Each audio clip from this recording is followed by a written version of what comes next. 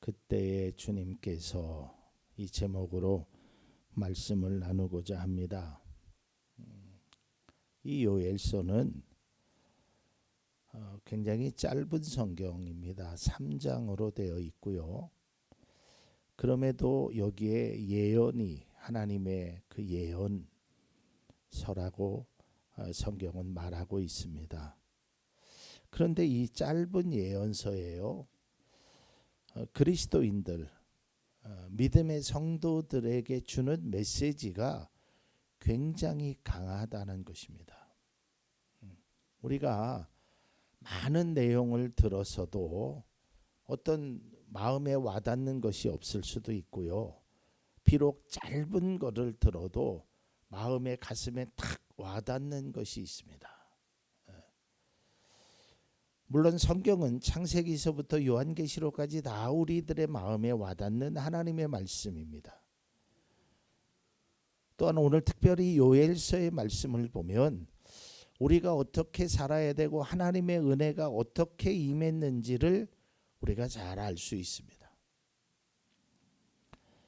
요엘 선지자는 그의 메시지를 통해서 고난받을 이유와 또 고난받는 과정과 또한 하나님께서 그 고난 가운데 있는 유다 백성들을 사랑하셔서 그들에게 은혜를 주신 내용을 아주 자세하게 또 강하게 전달해주고 있습니다.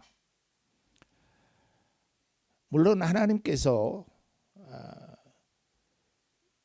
우리들에게 우리가 종종 말하는 하나님이 나를 치신다라는, 나에게 벌을 내리신다라는 그런 것에 대해서 저는 그렇게 강조하고 싶지도 않습니다.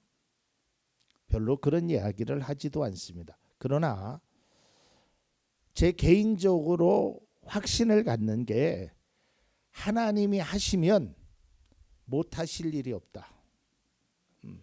하나님이 갖고 가시면 아주 싹 갖고 갈 수 있다. 또 반대로 하나님이 주시면 놀라운 은혜가 임할 거라는 거예요. 제가 어느 교회 다니는 분이 자기 교회에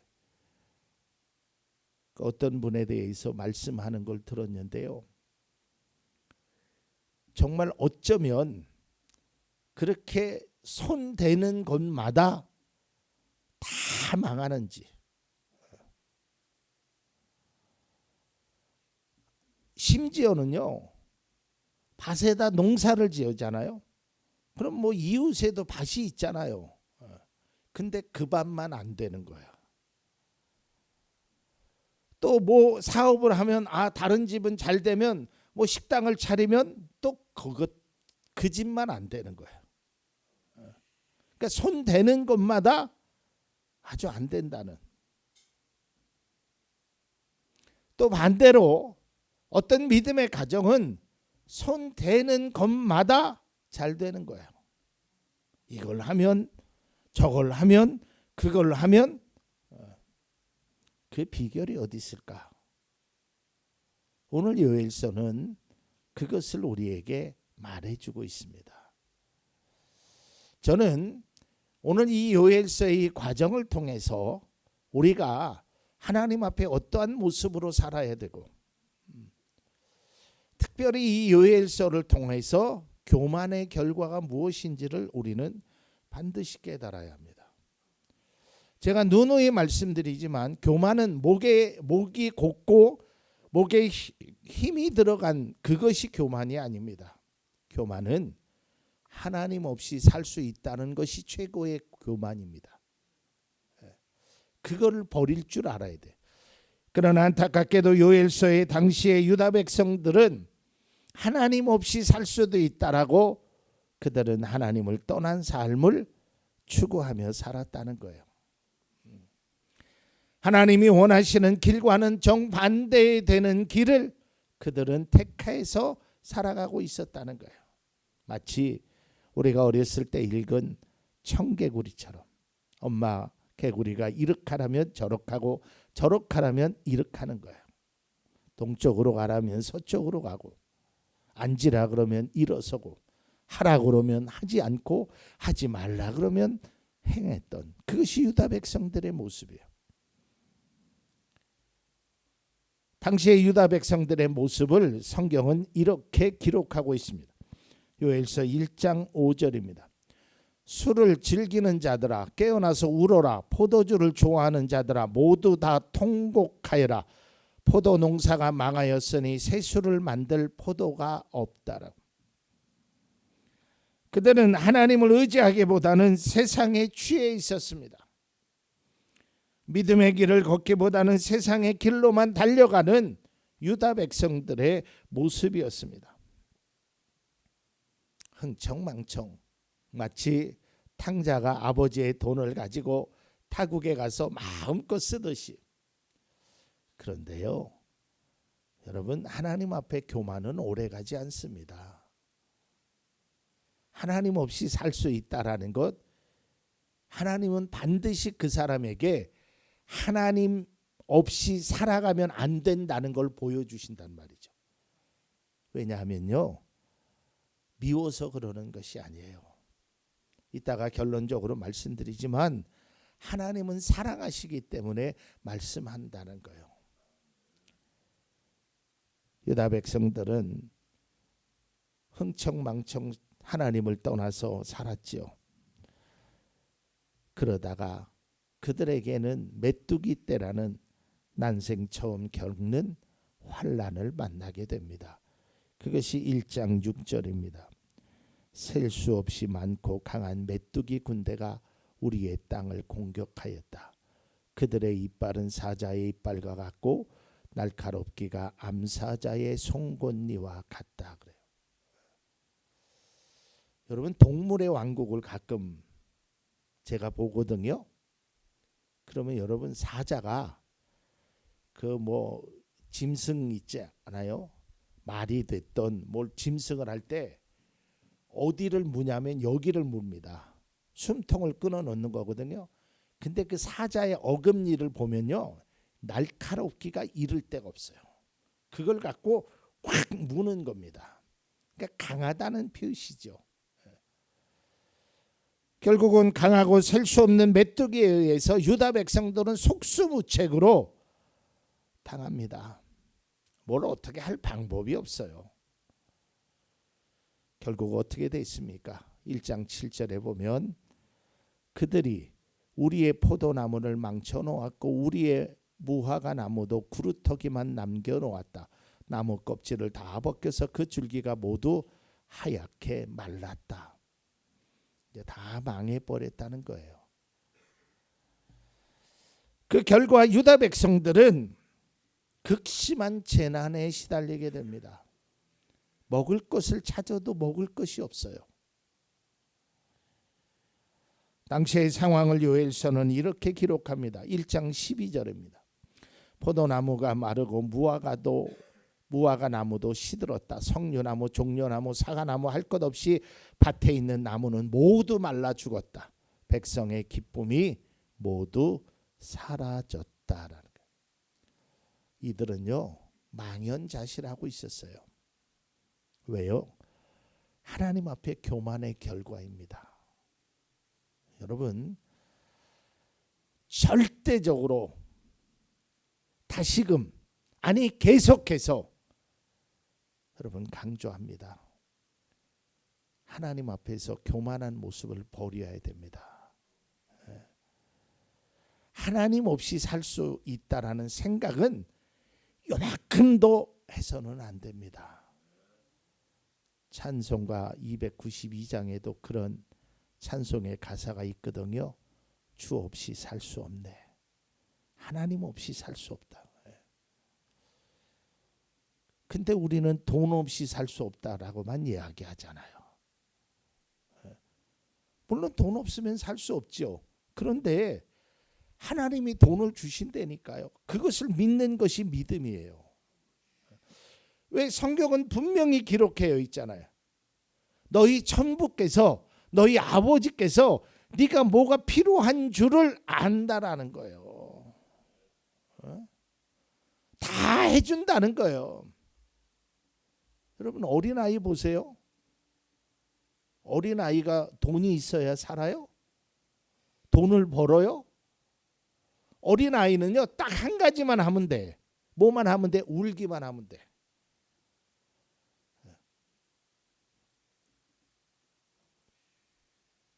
오줌을 쌌어요. 대변을 봤어요. 으앙 하고 울면 엄마는 알아차린대. 아, 이 녀석이 기저귀가 축축해서 우는구나. 배가 고파요? 으앙 하고 울면 엄마는 젖을 줘요. 더워서 답답해서 울어요? 그럼 엄마는 옷을 벗겨줘요. 아이는 아무것도 안 해요. 단 하나 울기만 하면 돼요. 여러분 믿음의 성도도 마찬가지예요. 물론 우리가 돈도 필요하고 뭐 직업도 필요하고 뭐 필요한 것이 많이 있죠. 기본적으로 의식주라는 것이 필요하죠. 그러나 그것도요 하나님이 먼저가 돼야 돼. 그게 믿음의 성도란 말이에요. 하나님 없이 의식주만 쫓아가면 결국에는 성경이 말한 대로 구멍난 전대에 물을 붓는 격이란 말이죠. 이스라엘 백성들이 다 말라버렸어요. 곡식이라고는 구경할 수 없을 정도로 최악의 상황이었습니다. 어느 정도 최악의 상황이냐면 1장 17절과 18절을 보면 이렇게 기록돼요. 씨앗이 흙덩이 속에서 모두 말라 죽고 광마다 텅텅 비고 감으로 거둬들일 곡식이 없어서 창고는 폐허가 된다. 풀밭이 없어 가축들이 울부짖고 소떼가 정신이 없이 헤매며 양떼도 괴로워한다. 이걸 한마디로 얘기하면 아무것도 없다라는 거예요. 우리가 그런 표현 쓰죠. 씨가 말랐다고. 씨가 흙 속에 들어가서 그것이 싹을 터야 되는데 흙 속에서 다 말라 비틀어져요. 아예 하나님이 싹 모든 것을 다 왜요? 교만하여서 하나님을 떠난 삶을. 유다 백성들은 황량한 들판을 보고 텅 빈 창고와 가축들의 울음소리만을 들었어요.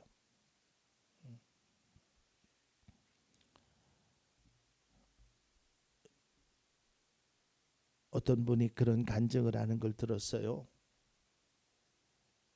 아이가 막 배고파서 우는 거예요. 근데 엄마가 젖을 줄래도 젖이 안 나와요. 왜? 엄마도 먹은 것이 없으니까. 쌀떡을 아무리 달달달달 긁어도 쌀 몇 톨밖에 없어요. 참 비참한 삶이죠. 그러면 세상에 먹을 것이 없다라는 것처럼 비참한 삶이 어디 있겠어요. 좀 입는 것, 또 자는 것, 그건 어느 정도 감내할 수 있잖아요. 그러나 우리가 며칠을 먹지 못하면 어떻게 되냐 이 말이에요. 유다 백성들이 다 말라버렸어요. 하나님이 아주 싹 걷어갔어요. 오늘날에도 마찬가지죠. 우리가 생각지 못했던 일을 경험했잖아요. 2년 동안 얼마나 어려웠어요. 그리고 뿐만 아니라 우리의 삶에 오늘 요엘서에서 본 유다 백성들처럼 참 힘든 시간들이 많이 있었단 말이죠. 또 지금 어쩌면 가장 힘든 시간을 살아가고 있는지도 모릅니다. 믿음의 성도들조차도 어려운 시기를 보내고요. 힘든 상황에서 고통의 시간을 보내는 사람들도 많이 있습니다. 우리가 잘 알지 못해서 그렇죠. 방송에서 안 나와서 그렇죠. 얼마 전에 완도에서 일가족이 사망한 그런 일들이요. 우리나라에 하루에도 많이 발생하고 있다고 합니다. 예전에 송파의 세 모녀가 극단적인 선택을 했잖아요. 왜 그래요? 먹을 것이 없어. 그 고통 속에 살아가는 사람들이 너무 많다는 말이에요. 이 상황은 거의 절망에 가까운 상황입니다. 견디기 힘든 현실이에요. 망연자실하고 있습니다. 우리는 끝났다. 죽었다. 이제 더 이상 살아갈 소망이 없다는 거예요. 왜냐하면 우리가 어떤 일에 뭔가가 어떤 소망이라는 것이 보여야 내일이면 해가 뜨겠지. 뭐 이런 소망이라도 가지고 살아야 우리가 살아갈 용기가 생기잖아요. 그런데 앞을 봐도 주위를 둘러봐도 아무것도 건져낼 것이 없어요. 왜냐하면 메뚜기 떼들이 그 암사자의 송곳니를 강한 그 군대들이 와서 싹 훑어갔단 말이에요. 여기서 메뚜기 떼라는 것은요, 어떤 비유적인 표현입니다. 군대들이 와가지고요 싹 걷어간 거예요.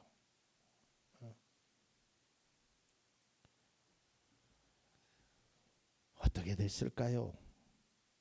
결국은 유다 백성들은 자신들의 교만, 즉 하나님 없이도 살 수 있다라는 그 교만한 마음으로 살아갔다라는 것을 그제서야 깨닫게 됩니다.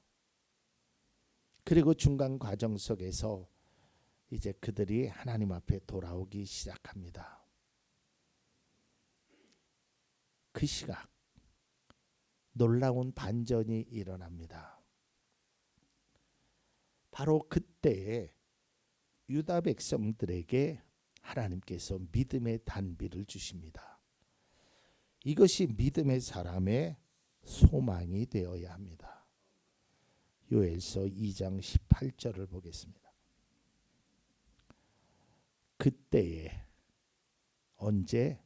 내가 힘들 때 주님께서 땅이 당한 일로 마음 아파하시고 당신의 백성을 불쌍히 여기셨다. 그들이 하나님 앞에 돌아왔어요. 그러니까 하나님이 그 자녀를 보고 마음 아파하시는 거예요. 여기서 그때가 언제입니까? 우리가 힘들어할 때예요. 우리가 고통 중에 있을 때입니다. 빈 곳간을 바라보면서 망연자실하고 있을 때예요. 눈물과 한숨이 끊어지지 않을 때예요. 그때에 하나님께서 은혜를 주신다는 거예요. 주님은 이런 나의 모습을 보시고 마음 아파하시고 은혜의 단비를 주십니다. 사랑하는 성도 여러분, 우리가 물론 물질이 어렵고 건강의 문제로 또 여러 가지 고통 중에 있는 것이 있습니다. 그러나 우리는 하나님 앞에 돈을 달라고, 또 하나님 앞에 문제를 해결해 달라고, 하나님 앞에 건강을 달라고 하는 기도도 해야 되지만 그거 먼저 해야 될 것이 있습니다. 그것은 내 마음과 내 생각과 내 몸이 하나님께로 먼저 와야 합니다. 이것이 먼저가 돼야 돼요. 그러면 그때에 하나님께서 주시는 거예요. 그러니까 우리는 어떠한 내가 부족한 거, 내가 연약한 거, 이것만 자꾸 관심을 가지고 달라고 하는데 그것보다 더 중요한 것이 있어요.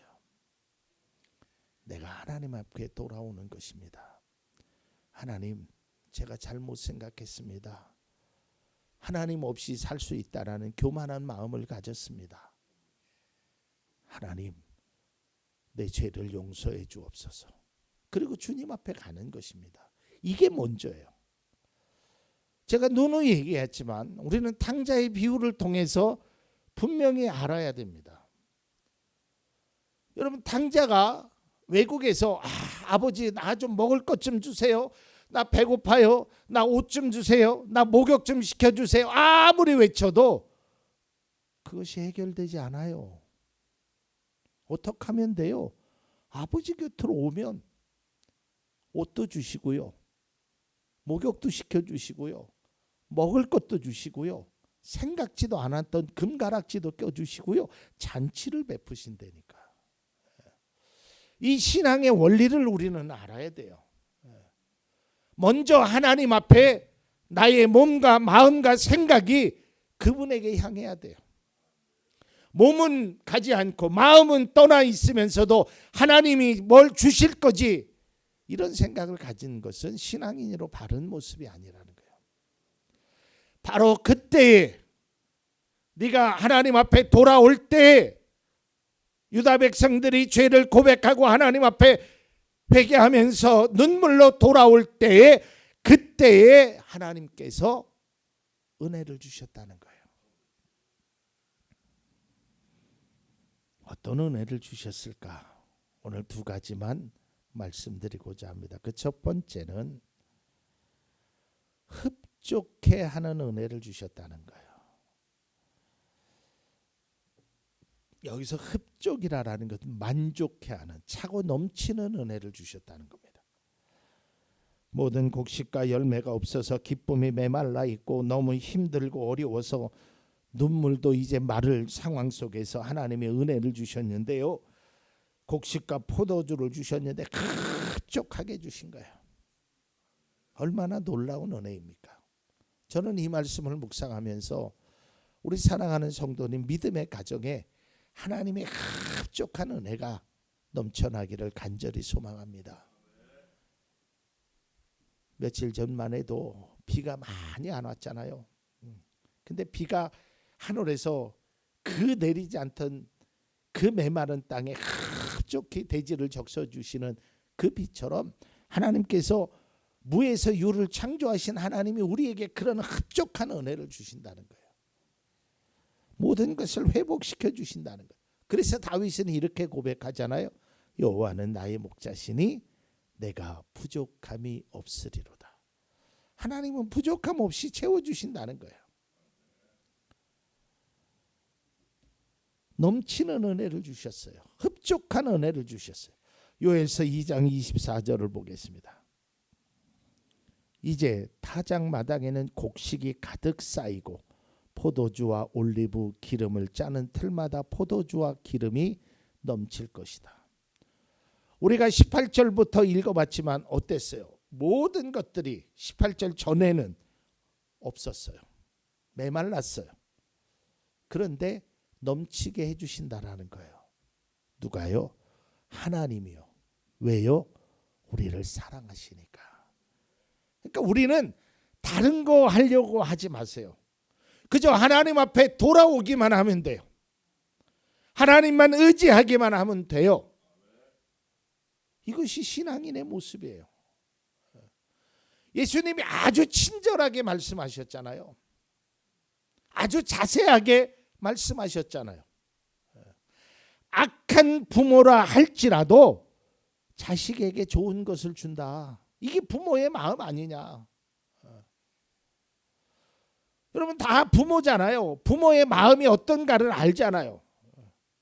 속상할 때는요, 아이고 저놈의 자식 저걸, 아이고 내가 저걸, 이런데요, 그 자식이 아파하면 제일 먼저 달려가는 게 부모잖아요.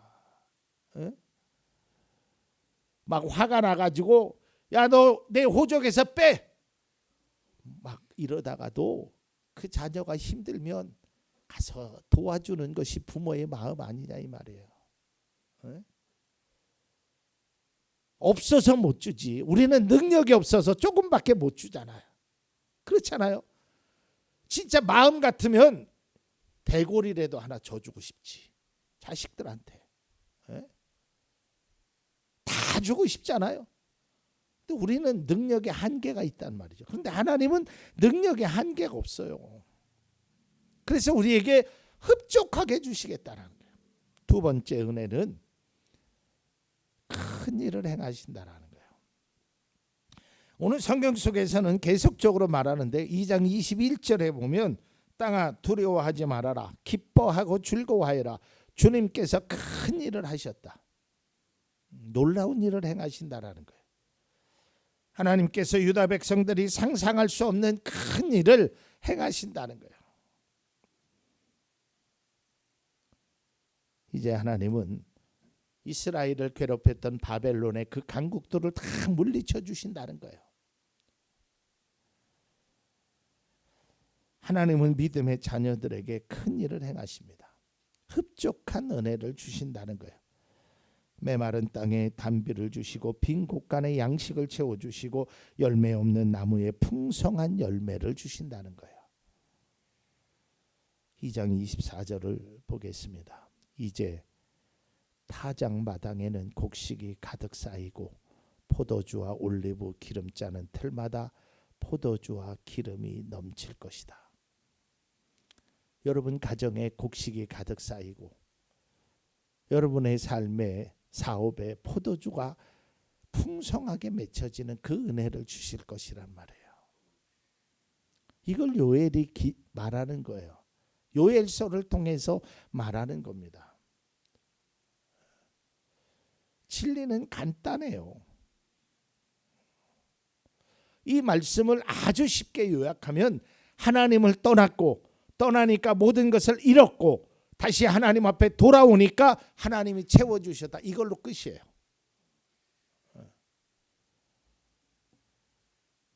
여기서 우리는 반드시 기억해야 할 것이 있습니다. 그것은 바로 이 은혜는 주님의 음성을 듣고 깨닫고 내가 주님 앞에 돌아와야 합니다. 여러분 우리가 가진 게 적당히 있다고 나는 하나님 없이도 살 수 있다고 내가 가진 돈만 가지고도 내가 가지고 있는 힘만 가지고도 내가 가지고 있는 재산만 가지고도 여러분 그런 교만한 마음을 버려야 합니다. 적어도 하나님을 안다면 하나님을 믿는다면 여러분 그런 계산법은 통하지 않습니다. 여러분 단순하게 계산하면 이런 거잖아요. 예를 들어서 내 재산이 10억이 있다고 칩시다. 10억. 한 달에 200만 원씩을 쓴다고 하면 200만 원 쓰기 쉽지 않잖아요. 한 달에 200만 원 쓴다고 해봐야 1년이면 2,500만 원이에요. 그럼 10년 쓰면 2억이에요.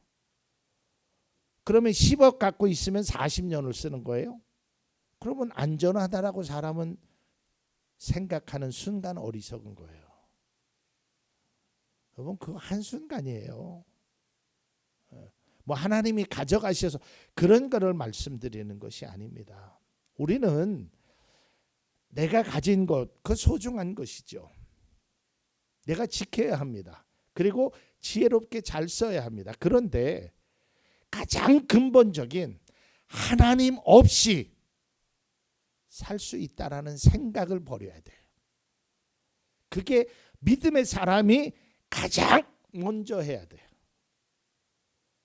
그러면 그때에 하나님께서 주님께서 일하신단 말이에요. 그래서 저는 2장 18절의 말씀이 참 마음에 와닿았어요. 그때에 주님께서 마음 아파하셨다. 당자가 돌아왔을 때에 그 아버지가 그에게 그런 은혜를 주셨듯이 우리에게도 마찬가지입니다. 사랑하는 성도 여러분, 지금 힘들고 어렵고 괴로워도 결코 하나님을 잊지 않을 수 있어야 합니다. 그리고 하나님을 없이 살 수 있다라는 그런 교만한 마음은 절대 가져서는 안 됩니다. 하나님은 분명하게 우리에게 은혜를 주십니다. 그리고 우리의 지나온 과거를 보면 하나님께서 우리에게 은혜를 주셔서 우리는 감사할 수밖에 없잖아요.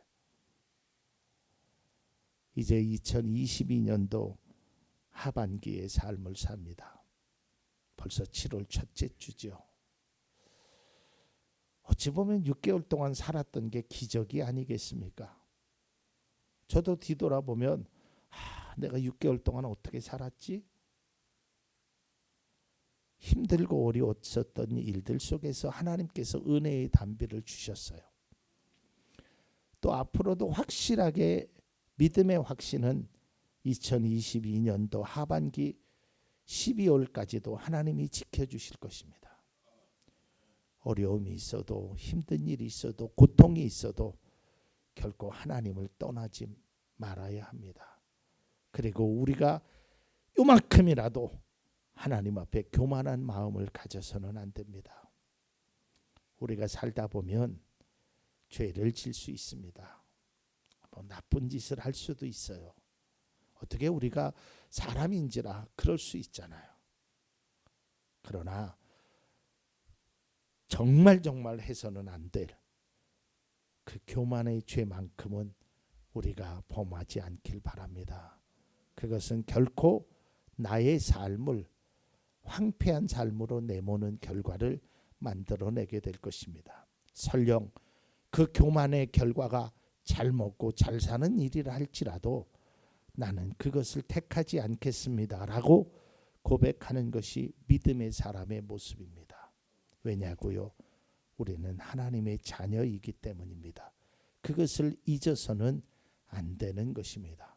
바라기는 우리가 하나님 앞에 몸과 마음과 정성을 하나님 앞에 돌아오면 하나님께서 그때에 주님께서 우리 사랑하는 성도님들의 믿음의 가정 속에 놀라우신 하나님의 귀한 복이, 은혜가 넘치는 흡족한 귀한 하나님의 은혜의 단비가 우리 속에 임하기를 간절히 축원을 드립니다.